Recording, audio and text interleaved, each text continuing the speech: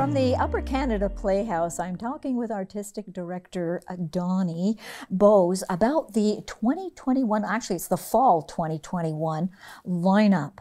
And it's exciting. It really, really is. And when I talked with Donnie yesterday on the phone, I can't believe how much they've packed into this fall lineup. So let's talk to Donnie and find out more. Donnie, good morning to you. Good morning, Doreen. And you're open. I can't believe that you people are open. I know. It's such a thrill for us. We're in our third week right now. And of course, we didn't 100% know what the audience response would be when we announced the season. And people were so anxious to come back and see live theater and music again. And we articulated how we were ready to offer them this experience safely. And over the past 3 weeks, people have been so thrilled, not only with the shows, but how safe they felt coming to see them live. And it's after 20 months of planning, I greet the audience before every show this fall, just to welcome them and to, again, help them feel safe and thank them for providing that other 50% of the live theater experience, which is an audience. And it's just been such a joyous 3 months. And we look forward to it extending right until we finish our fall season in the middle of December. So the Upper Canada Playhouse is located in Morrisburg? That's right. Morrisburg, and it's, I always say Morrisburg is conveniently located directly between Brockville and Cornwall. We're on the 750 exit.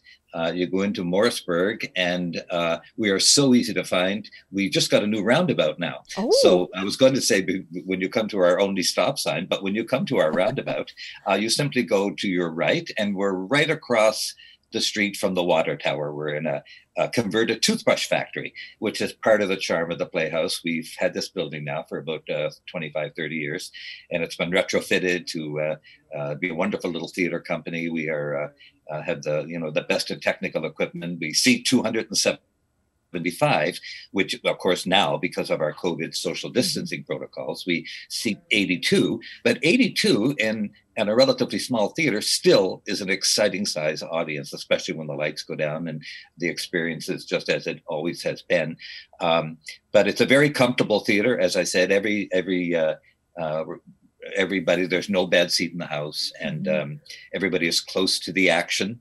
And we are having that experience again after 20 months of, I was mentioning earlier, I speak to the audience in advance this particular time and say we worked hard over the last 20 months to establish all these protocols and to pivot towards any health and safety protocol, which we are very happy to provide and continue to do so on a daily basis. And for us to actually be able to stand there and see audience members now is just a wonderful experience. And the shows have just been, they've been going great. So they've been well received then. So Donnie, tell us about the lineup. And can we please start with, I think it's Old Love that is playing right now? Absolutely.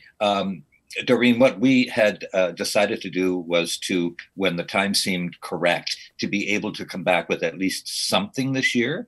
And thankfully, we've been able to craft a fall season. Our season usually goes from April to December. But considering everything we've all been through, we've redesigned this year to have a truncated season of 5 shows running from September through December. Now, we just completed our first show, which was a live concert, Johnny Cash concert, Johnny in June, which sold out, and that ran for 2 weeks. Now we're into a 5.5-week run of a Norm Foster play called Old Love. And we've just finished our first full week. Audiences, pardon the expression, are loving it. It's a classic Norm Foster script, which is filled with humor and heart. He's a very funny playwright. And I think he uses humor to draw us into talking about some stuff that is important to him. And in this particular case, Old Love is the story of 2 people who met earlier in life, but didn't really connect totally. And then towards the later on in their life meet again and recreate this experience and discover old love in a really interesting way. And so that's running, Doreen, from, well, we started the show on September 23rd. It's running till October the 30th, all during the month of October and the rest of September.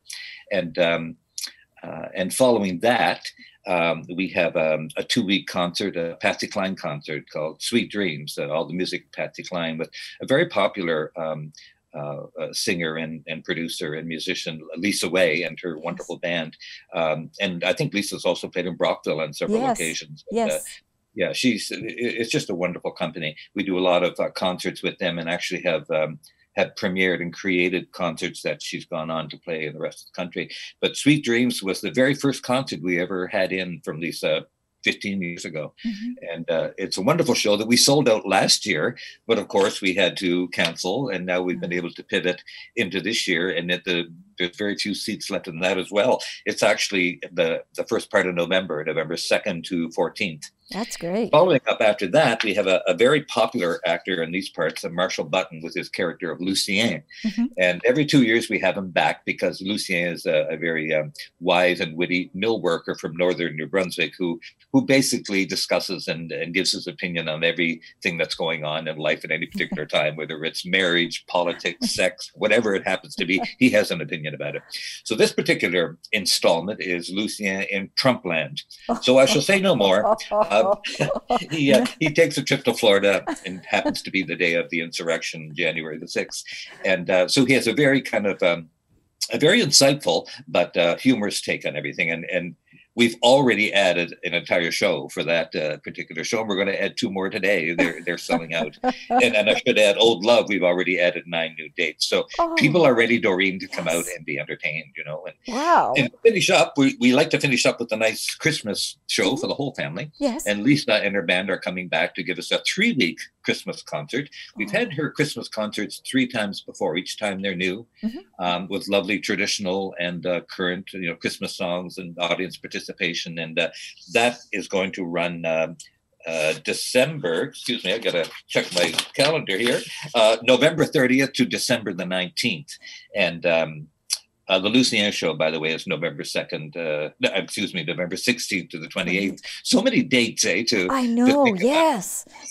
But the other nice thing is that people can go onto your website and look at and you have such a variety. I love that aspect of it. I mean, well, thanks, Doreen. Well, you've got music, you've got laughter. So, I mean, people, if they're not going out, there's going to be something wrong, because you've got everything, including Christmas. Tell us the ticket prices, please. Yeah, the ticket prices, we usually, as all theaters do, have a subscription series or a flex pass that we offer. We're not doing it for the fall show, Doreen, because it's a truncated season. Usually our shows all run 3.5 weeks, but this time the concerts are 2 weeks, and the Norm Foster show is 5 weeks. So it's going to be a one-price ticket across the board of $36. That includes everything, taxes, the whole 9 yards. We found that that is the most efficient way of going this fall. Next year, when we get back to hopefully our normal season, then we will have our flex passes again and a variety of ticket prices. But this particular case is just the one price of $36, and they can either book online at uppercanadaplayhouse.com with all the instructions of how to do that there, and or they can phone our box office, our 1-877. Isn't this terrible? I had to look at my own thing to see what the 1-877-550-3650. 1-877-550-3650, and they can contact our box office that way as well. That's great. That's really great. So, Donnie, tell us about what the theater, what the Playhouse has in place relative to COVID-19. Do people have to have the proof of their 2 vaccinations before they're admitted? Do they have to wear masks? Social, go over that with us, please. Exactly. So the as I said earlier, over the past 1.5 years, we've been developing all the protocols that we think are necessary. We even developed some that after a while weren't necessary, but that's fine. You want to be ready, right? Yes. the patron experience right now is we have gone paperless. So if you're booking by phone or online, we will send your email your tickets to you. And if you're purchasing in person, of course, you will get a couple of paper tickets. But when you arrive at the theater, that's when the experience starts. Box office will send everybody a list of the usual questions that businesses ask in terms of whether or not you've been exposed to COVID in any way, shape, or form. These questions, so you know in advance. So coming, you simply have to attest to the fact that your answer is still no to all of these questions, if in fact it is. We have 2 entrances to the theater, so groups will not be large groups will not be forming. We have a total of 82 seats, so 40 people enter from each of the 2 entrances. They will be given information when they book about which entrance they use. And also, I personally will be outside to tell them which entrance to go to. I also like to be able to greet our audience this time around, talk to them all, which is a lovely experience. When they meet our staff, their staff will take their temperature. They will confirm with them that the people in their group are the same people that were names that were given to us at the time. Yes. And each person will give us their phone number, and that's for contact tracing. Right. Mm-hmm. And after that, their tickets will be scanned, so nobody has to exchange this. We're trying to keep it as paperless as possible. Then after that, the ushers will show them to our socially distanced seating plan. That's on our website as well. And Doreen, people have been, everybody has their favorite seat. Mm-hmm. And but this time around, they pretty well are going to have to choose pods or areas of seats. We have 2s, 3s, singles that they like the best. But they've totally understood this. And so they will be shown where they're sitting, and they will know that their group is socially distanced from another group, so they can feel comfortable about that. And basically, that's the hard part for the patient. The hard part is over. After you've gone through all of this, and you're right, now they will have to produce proof of vaccination. And they come with these documents. They're all ready for all of that. Patrons have just been wonderful in that regard.